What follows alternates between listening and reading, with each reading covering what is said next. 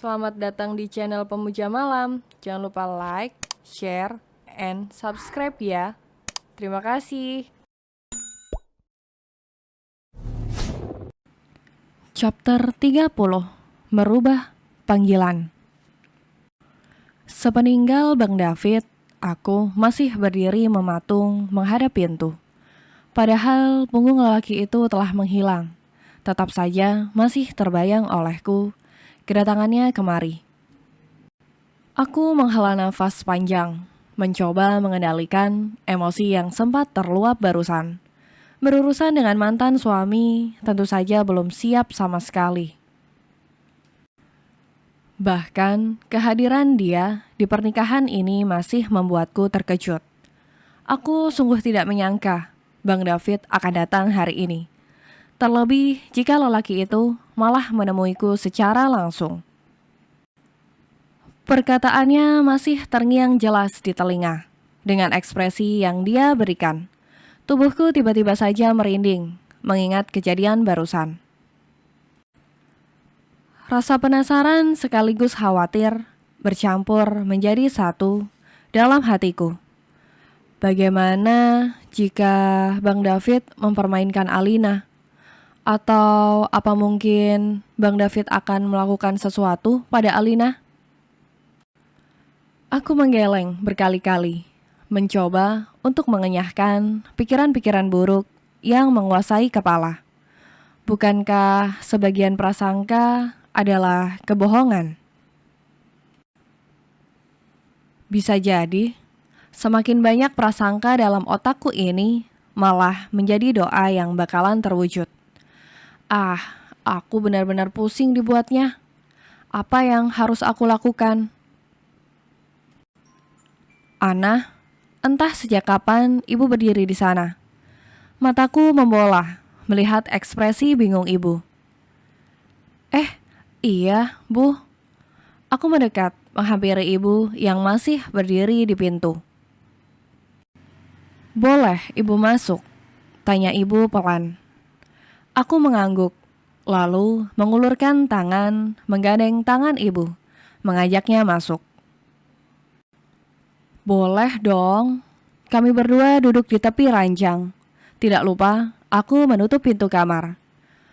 Ibu menggenggam tanganku, meletakkan ke pangkuannya.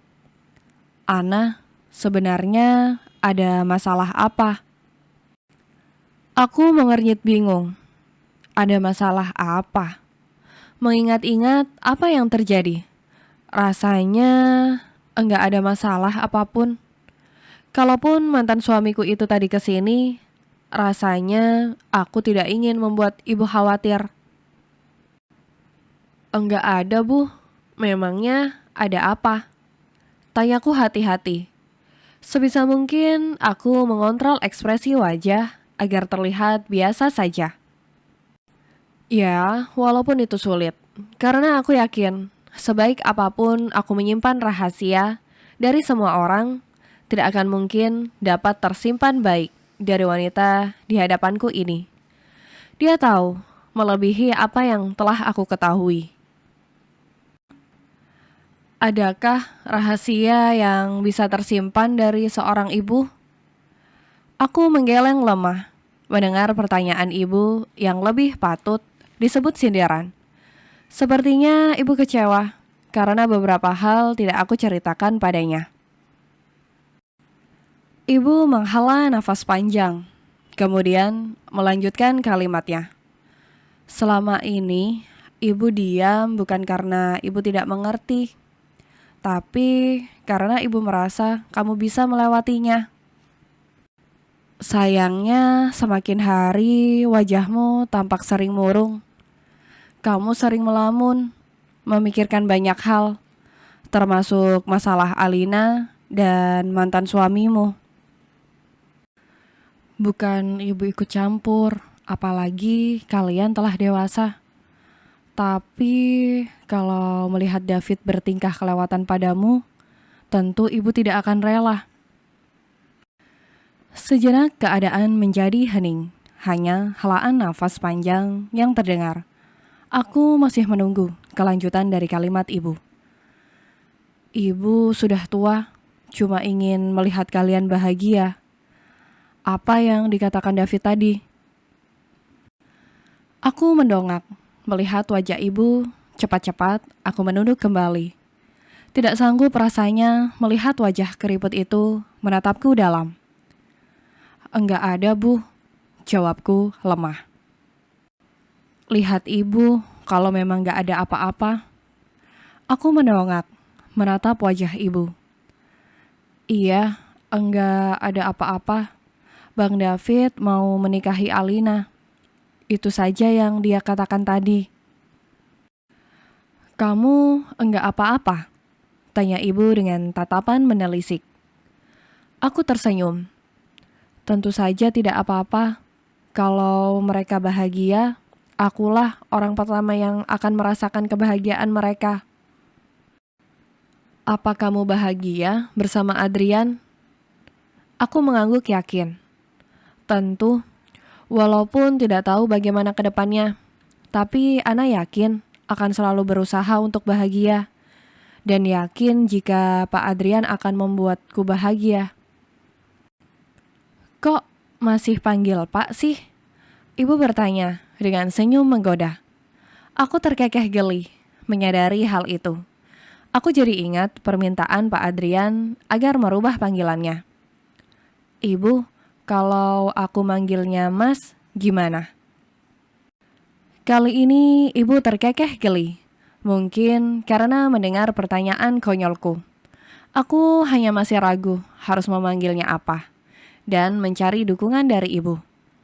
Loh, kok malah tanya ke ibu sih? Emang dia maunya dipanggil apa? Sayang, aku tertunduk malu. Pastilah mukaku telah berubah menjadi kepiting rebus. Pak Adrian benar-benar mengerjaiku. Awas aja nanti. Ibu tertawa terbahak sampai mulutnya terbuka lebar. Bahkan air matanya mengalir ke pipi. Aku mencebik. Aku benar-benar dikerjain. Kamu ini kayak anak remaja aja. Aku meletakkan kepala ke pangkuan ibu. Sontak, wanita yang telah melahirkanku itu mengelus kepalaku. Ya, memang begitulah adanya. Sebesar apapun seorang anak, tetaplah menjadi anak-anak di mata ibunya. Jadi gimana, Bu? Tanyaku manja. Ya udah, panggil sayang atau Mas aja, atau Yayang Embeb, ibu berkata dengan terkekeh. Ih, ibu malah godain. Loh, serius? Panggil suamimu dengan panggilan yang paling dia sukai. Dengan panggilan sayang, penuh cinta, dan kepatuhan. Dengan begitu, sebagai istri, kamu telah melakukan salah satu usaha menjinakkan hatinya. Emang kuda butuh dijinakin? Ya udah sana, temanin Adrian, nemuin para tamu undangan yang masih ada. Ibu mau keluar juga. Aku menegakkan tubuh. Kemudian tatapanku beralih ke pintu. Tampak Pak Adrian tengah berdiri di sana dengan tangan masih memegang gagang pintu. Ada ibu. Maaf mengganggu, Bu. Sapa Pak Adrian sopan. Enggak kok, Nak Adrian. Ini mau ngajakin anak keluar juga kalau udah siap. Biar bisa temenin Nak Adrian menyapa tamu yang masih ada. Ibu berdiri, kemudian berjalan ke arah pintu kamar. Sedangkan Pak Adrian membungkuk hormat. Sesaat tatapannya melihat padaku. Tentu saja aku tengah melihat ke arahnya.